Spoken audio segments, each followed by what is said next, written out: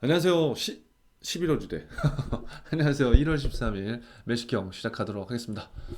자, 오늘 하루도 우리 화이팅 해봐야죠. 그쵸? 기사가 이제 여러분 지겹죠? 매일 똑같은 얘기가 나오니까. 그런데 이제 지겹다고 이제 느끼는 친구들은 굉장히 지금 잘하고 있는 거예요.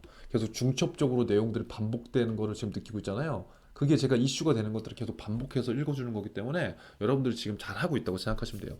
그리고 지금 제가 댓글들을 다 남겨주고 싶은데 이게 시간 때문에 남기질 못하는데 제가 보고 있어요. 누가 어떤 친구가 어떻게 지금 뭐 댓글을 남기고 공부를 하고 있는지.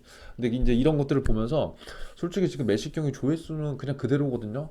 저도 뭐 이렇게 뭐 뭐야 이거 해시태그도 뭐 제대로 안 하고 뭐 그래서 그런지 모르겠지만 조회수는 늘지 않는데 중요한 건 뭐냐면 변화점이 있어요. 뭐냐면 지금 공부를 하는 친구들이 조금 더 늘고 있고 더 중요한 건 뭐냐면 댓글에 남기는 요약들이나 생각들을 보면은 이 친구들이 진짜 관심을 갖고 열심히 하고 있구나. 이제는 그냥 와서 띡 보고 가는 게 아니라 본인들이 공부를 하면서 그 흔적들을 남겨놓구나. 이게 굉장히 지금 좋은 점이거든요. 그래서 더 좋게 하려면 여러분 오늘 한번 매식경 본인들 지금 쓰는 학생들은 그대로 쓰시고 작성을 해보시고 남이 댓글을 나눈 거 있잖아요. 그거에 대해서 여러분들의 의견을 한번 교환해 보세요. 서로. 좋으면 좋다고 표시도 해보고. 그래서 지금까지의 매식경이 만약에 제가 브리핑을 해드린 내용을 듣고 그걸 정리하는 것에 그쳤다면 이제는 정리는 그냥 개조식으로만 짧게 해요. 개조식. 여러분들 이런 것들이 다 면접에서 쓰이는 거예요. 글을 풀어 쓰는 것도 중요하지만 결국 말을 하려면 내가 1번에서 뭘 말해야 되고 2번에 뭘 말해야 된다. 그 개조식으로 정리하는 게 핵심이잖아요. 그래서 매식경의 댓글에도 그렇게 핵심으로 이제 기사를 추려 보시고 그 다음에 나의 생각, 오피니언을 거기 한번 남겨보세요. 이 기사에 대한 나의 생각. 뭐 다 남기긴 힘드니까 그 메인 기사를 하나서 정리해서 하든 뭐 하든 그래서 그 내용을 남기고 그런 것들을 다른 친구들이 보면서 서로 의견을 서로 공유하는 거예요. 나는 이것 때문에 이런 것 같아요. 저는 이것 때문에 이런 것 같습니다.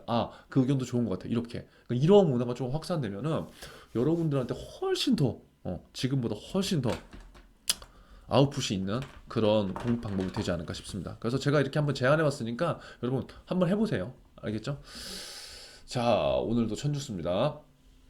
정말 코스피 아주 무섭습니다. 자, 개인 대 기관 이제 배틀이에요, 배틀. 개인 대 기관.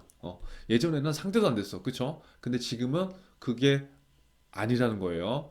오늘 처음 들어오신 분들은 이게 무슨 말이야라고 할 수 있지만 모르겠으면 매식경 한 3일치 정도만 연속으로 들어봐도 이런 내용이구나라고 알 거예요. 자, 2라운드 끝에 3100선, 2600까지 간다는 신호조까지 있다는니다. 봅시다. 고공행진을 이어오던 코스피가 급브레이크를 밟았다. 제가 봤을 때 급브레이크 밟을만 해요. 외국인과 기관의 동반 매도에 이틀 연속 약세 마감했다. 약세 마감한 거지 뭐 완전히 떨어진 건 아니잖아요. 자, 보세요. 하지만 2조 원이 넘는 개인 순매수. 여기서 오늘 또 우리가 이걸 봐야 돼. 그러니까 지금 사람들이 갖고 있는 생각은 뭐냐면 동학개미 운동 하도 매스컴에서 띄워주고 이제 너도 나도 주식 투자에 이제 들어가니까 어 이제 그냥 기다리면 이긴다고 생각하는 거예요. 근데 그게 얼마나 위험한 것인지 제가 이거 저주를 부는 게 아니라 얼마나 위험한 것인지 정말 그냥 내가 공부하지 않고 남들 얘기만 듣고 그리고 뭐 요즘에 카카오톡 오픈방에서 제가 얘기했잖아요. 뭐 제 면접 중대장 채널을 사칭해서 그렇게 주식 투자 자금을 모으는 사람들도 있다고 사기. 근데 그런 게 얼마나 많겠어요. 그쵸? 그러니까 그래서 지금 이러한 사람들이 다 대출 받아서 들어가는데 만약 그 돈이 증시가 꼬꾸라지면 어떻게 할 거예요? 참 진짜 순매수 덕분에 뭐 지켰다고 하는데 아무튼 그래요. 개인은 이틀간 7조에 가깝게 순매수했다. 그럼 우리가 오늘도 확인할 수 있는 건 뭐다? 개인은 지금도 엄청나게 매수를 하고 있다. 개인은. 자, 그래서 개인이 2조 사들였고 이틀 동안 거의 7조. 하지만 지금 개인 혼자만 끌어간다는 거예요. 외인과 기관은 어떻게 했어요? 매도를 계속 쳤어요. 근데 오늘은 삼성과 현대차도 무너졌다. 그래서 오늘 같은 경우에는 이렇게 무너진 건데, 자, 이 지금 한 번의 하락이 내일, 그다음에 이번 주, 다음 주 장이 어떻게 되는지에 따라서 굉장히 많은 변화가 있을 것 같습니다. 어, 물론 제 생각이에요, 여러분. 그래서 아무튼 이 내용들 보시고 뭐 숨고르게 단계는 하지만 2600까지 떨어질 수도 있다고 하는데 이건 뭐 아무도 모르는 거죠. 그래서 여러분들은 지금 코스피 방향성이 어떻게 될지 제가 어제 얘기했잖아요. 이 기사를 보고 끝나는 게 아니라 여러분들 오피니언을 지금 아까 얘기한 대로 작성해 보는 거예요. 현재 뭐 뭐 코스피가 어떤 상황? 그런데 지금 개인과 기관이 이렇게 싸우고 있는데 내가 봤을 때 어떠한 근거로 이 주가는 어떻게 될 것이다. 그거로 오늘 오피니언 한번 써보는 거죠. 누가 맞든 틀리든지 한번 내 나름대로의 근거를 찾는 거예요. 근거 어떻게 찾아? 모르면 네이버 뒤져요. 찾아보면 되지. 애널리스트를 보고서 한 5개만 읽으면요 대략 생각 나오거든요. 그걸 종합해서 여러분들 생각을 써보는 거예요. 이게 공부예요, 이게. 두 번째, 저축은행 대출 잔액과 연출이 올라가고 있다. 아, 저축은행. 일반 시중은행 1금융권이 아니라 저축은행이죠. 가계대출 곳곳에서 빨방불. 그러니까 이러한 상황에서 지금 대출 받아서 어디에 쓴다? 물론 생계 유지형 그 생활자금 대출을 받아서 쓰는 분도 계시지만 비투를 하는 사람들이 굉장히 많다. 자, 가계빚이 몇 조에 1,700조에 육박한 가운데 가계대출 곳곳에서 빨간불이 나오고 있다. 부채가 심각하다. 이거 우리가 명확하게 지금 인지해야 될 팩트예요. 중저신용자가 주로 이용하는 저축은행. 그쵸? 저축은행은 1금융권이 아니기 때문에 1금융권에서 뭔가 한도가 걸리는 분들이라든가 신용등급이 안 좋은 분들이라든가 돈이 좀 더 필요한 분들이라든가 이러한 분들이 저축은행과 상호금융으로 간다는 거죠. 그쵸? 그렇기 때문에 뭐예요? 이러한 상황에서 가게도 안 돼, 내 사업도 안 돼, 뭐도 안 돼. 근데 고정비는 나가. 그러니까 어떻게 돼? 연체율이 높여지는 거예요. 그쵸? 그래서 대출 급증세를 조정하면서도 서민들의 긴급 생활 자금은 끊기지 않도록 저글링해야 하는 금융당국의 우려도 깊어지고 있다. 이게 무슨 말이에요? 그러니까 대출을 조절하라고는 했는데 이거 긴급 생활 자금 같은 경우에는 이거 대출 필요한 건 안 해줄 수 없잖아요. 그러니까 금융당국도 이거 뭐 이래야 될지 저래야 될지 이래도 욕먹고 저래도 욕먹고 이제 뭐 그런 상황이라는 거예요. 저축은행은 대출이 지난해 17% 뛰었대요. 그러니까 그만큼 많이 받았다. 누가? 누가? 그거를 여러분들 우리가 생각해봐야 된다. 그거. 대부분 사회 취약계층, 뭐 취약계층까지는 아니지만 1금융권에서 뭔가 제한되기 때문에 이 금융권으로 가는 건 어쩔 수 없는 거거든요. 근데 부동산 투자를 많이 하신 분들은 1금융권에서 한도가 안 나오면 투자 개념으로서도 금리 높게 주고 2금융권으로 가는 분도 계세요. 그러니까 투자자들 같은 경우는 지금 금리 자체가 워낙 낮기 때문에 신용 등급 뭐 상관없다 그런 분들 굉장히 많거든요. 근데 보편적으로 제가 말씀드려요. 보편적. 저축은행 대출은 금융권의 약한 고리다. 그래서 뭐 이렇게 해서 다른 금융권에 비해서 높았대요. 여기 또 나오잖아요. 가계빚이 늘고 B2에 대한 우려 속 금융당국은 은행권 신용대출을 재고 있지만 제2금융권 대출은 긴급생활비로 쓰일 가능성이 높은 만큼 규제하기가 어렵다는 거예요. 하지만 그럼에도 불구하고 B2를 활용하는 사람들이 있다 없다? 있다. 한 저축은행 그 관계자는 지난해부터 신용대출이 늘어난 추세지만 증가 부분은 중저신용 차주에게 돌아갔고 연 16% 금리로 돈을 빌려 주식이나 비트코인에 투자하는 수요는 거의 없을 것이라고 저축은행 관계자가 얘기한 거죠. 그쵸? 왜? 저축은행 관계자니까. 왜 없어요? 많지. 말이 안 되죠. 그래서 아무튼 저축은행의 지금 건전성에 대한 경고 등이 켜졌고 이거는 제가 봤을 때 꼭 대축은행뿐만이 아니 저축은행뿐만이 아니라 1금융권도 마찬가지, 인터넷은행도 마찬가지 이런 연쇄 적용이 계속적으로 발생될 수 있다는 거죠. 그러면 우리가 이걸 보면서 또 어떠한 생각들을 써볼 수 있을까? 우리 이제 그걸 고민해야 되는 거예요. 이제 몇십 경 세 달 했으면 이제 정보 뭐 내용 요약하는 거는 이제 끝났잖아요. 그러면 여기에 대해서 나의 견해, 어, 나의 생각들을 근거에 의거해서 풀어보는 연습을 해야 됩니다. 이해되셨죠? 이것도 한번 찾아보세요. 현재 그 지표를 찾아보는 거예요. 지표. 현재 대출은행의 대표적인 저축은행의 대출 연체율은 몇 퍼센트 정도인가? 그 숫자를 오늘 내가 머릿속에 기억하는 거예요. 그리고 나중에 면접에 갈 때 이런 게 기억날 수 있도록 내가 계속 되새기는 거예요. 그럼 무기가 될 거야, 안 될 거야? 돼요, 여러분. 여러분 당황하는 PT 면접 그 맨날 달달달달 그때 가서 그 이슈만 외우는데 지금부터 기사에서 이거 하나씩 생각해서 꺼내는 연습들을 해보는 거예요. 그러면 여러분도 차별화 될 수 있다, 없다? 있다, 여러분. 있다. 무조건 있다. 주가 상승에 변액보험 판매 급증, 미래에셋생명 점유율 50%. 아, 변액보험. 변액보험 여러분 들어봤나요? 보험의 종류 중에 변액보험이 있어요. 근데 변액보험을 판매하는 회사 중에 그래도 많이 판매하는 회사가 미래에셋생명이에요. 왜냐면 뭐라고 해야 되죠? 변액은 이제 펀드를 운용을 하는 거니까 아무래도 펀드 수익률이라든가 회사의 시스템 이런 것들이 잘 되는 게 미래에셋 잘 되긴 잘 돼 있어요. 제가 특히 방간을 했기 때문에 이 변액이나 이런 것들에 대해서 수익률이나 이제 그런 것들을 저도 유심히 지켜보거든요. 그런데 여기에서 이제 얘기해 볼 건 뭐냐면 여러분들 변액보험이라고 하면 보험회사만 파는 게 아니에요. 은행도 팔아요. 그럼 제가 저 같은 경우는 은행에서 반카슈랑스를 했기 때문에 이런 상품에 대한 교육들, 마케팅 이런 것들을 다 주로 할 수밖에 없었죠. 그런데 중요한 건 이 판매 비중이 왜 급증을 했을까에 대한 이유를 우리가 생각해 봐야 돼요. 지금 변액이라는 거는 금액이 변한다는 거예요. 보험의 금액이 변한다. 어떤 금액? 보험금이 될 수도 있고 내가 낸 보험료가 변할 수도 있고 근데 변액이라는 거는 투자 상품이죠 일종의. 그래서 우리가 전혀 지금 보험 용어를 모르는 분들도 계시기 때문에 이런 것들은 여러분들이 나중에 은행 가거나 증권사 가면요 다 교차가 아니라 다 판매해요 이거. 자, 그래서 여기 보시면 미래에셋생명, 그다음에 하나생명, 까디프생명 뭐 이렇게 돼 있는데 여기 반가 채널 나오잖아요. 자, 시중 유동성이 주식 시장에 몰리면서 변액보험에 대한 수요도 급증하고 있다.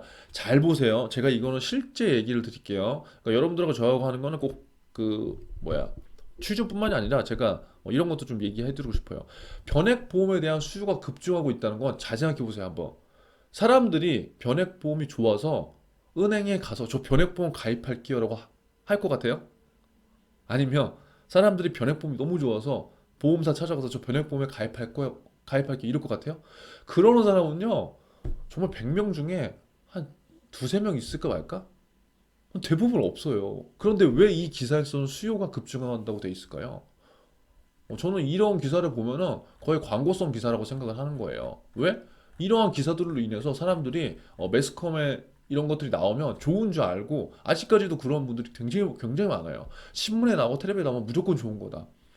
음, 물론 광고 기사가 아닐 수도 있지만 결국 중요한 건 뭐냐면 고객 입장에서 변액보험을 들고 싶어서 누군가가 막 찾아가는 사람들은 별로 없다. 그런데 투자 상품들은 찾아간다. 지금 주식은 찾아가잖아요. 오픈방 사기라는 거 알면서 들어가잖아. 왜? 돈을 벌 수 있으니까. 근데 변액보험에 대한 인식이 그 정도는 아직까지 아니다. 그럼 수요가 늘었다는 건 왜 수요가 늘었냐? 각 금융권에서 마케팅을 세게 하고 있다는 거예요. 마케팅을 세게 하고 있다는 건 무슨 말이에요?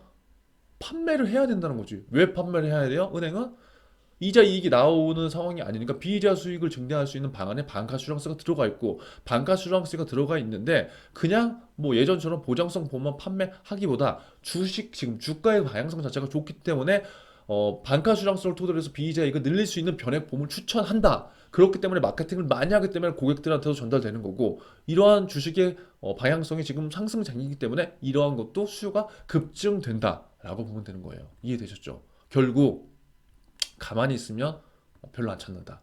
누가 마케팅해야 된다? 만약에 여러분이 금융권에 취업하면 여러분이 마케팅을 해야 된다. 이해되셨죠? 자, 12일 생명보험업계에 따르면 변액보험 초회보험료는 2조로 넘어서 연일 판매량이 늘고 있다. 코로나19 여파로 반카슈락스로 가입이 몰리면서 일시납 금액이 크게 늘었다. 그럼 일시납 금액이 크게 늘었다는 건 뭐예요? 은행에서 일시납 영업을 한다는 거예요. 그럼 여러분들이 현장 방문 갔을 때 이 반카슈락스 변액보험 일시납에 대해서 물어보는 거예요. 이거 설계 한번 해봐달라고. 하세요. 해도 돼요. 미래에셋생명은 신기하게 70%를 은행에서 팔았을 정도로 반카슈락스 덕을 봤다. 그럼 뭐다? 은행에서 변액보험의 입지는 미래에셋생명이 굉장히 상위권이다 라는 걸 볼 수 있겠고 아무튼 이거 미래에셋 광고네요 이거. 아무튼 보세요. 미래에셋 잘해요. 아무튼 미래에셋생명과 MVP 펀드는 판매가 급증해서 시장 점유율도 늘었다고 이거. 프루덴셜도 늘었대요. 뭐? 달러 평생 소득 변액. 그러니까 이런 것들이 왜 지금 판매되는 거냐면 보세요. 변액인데 그냥 변액보험 아니야. 이거 뭐야? 달러로 갖고 지금 변액보험을 만든 거잖아요. 그래서 이런 것들은 어, 왜 가입을 할까? 그러니까 돈이 없는 분들은 제가 봤을 때 이런 거 별로 가입 안 해요. 근데 은행을 토대로 해서 갔다가 그냥 어느 정도 목돈이 있거나 이거 굴리기 약간 애매하거나 그러면 은행에서 이거 한번 어떠세요? 이렇게 계속 물어볼 수밖에 없어요. 그게 여러분 영업을 하는 건데 그냥 상품의 종류가 우리가 알고 있듯이 뭐 보험이면 한 가지 상품이 아니에요. 정말 수십 가지 상품들이 다 있기 때문에 그리고 회사도 너무 많기 때문에 이런 것들을 좀 관심을 가질 필요가 있어요. 왜냐 살면서 여러분들 가족들 뭐야 또 보면은 부모님도 보험 가입 안 하신 분이 계신가요? 다 했어요 다. 근데 보험의 이미지는 안 좋죠. 안 좋죠. 그 왜 그럴까요? 이미지는 안 좋은데 가입은 다 했어. 이게 굉장히 아이러니한 거예요. 제가 그래서 저는 보험사를 갔거든요. 그거를 어떻게 변화시켜 보려고. 어 아무쪼록 아무쪼록 자 보세요. 반카시랑스 채널을 주력으로 판매하고 있는 하나생명도 이렇게 판매했대요. 그러니까 결국 뭐예요? 지금 변액보험을 많이 파는 채널은 반카슈랑스다. 반카슈랑스는 어디에 연계돼 있다? 은행하고 연계돼 있다. 은행하고 왜 팔아야 돼? 피의자하고 연계돼 있다.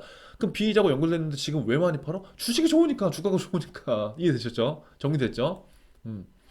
또한 메트라이프 생명, 까디프 생명, 그러니까 외국계 그 보험회사들이 이런 변액 관련된 상품들 굉장히 많이 팔아요. 왜? 투자를 굉장히 오래 했거든요. 그러한 그 시스템이라든가 이런 게 굉장히 잘 돼 있어요. 그에 반해서 국내사들은 아직까지 변액 보험에 대해서 시스템적으로나 그다음에 상품 분적으로나 그렇게 상대적으로 떨어지는 건 사실이에요.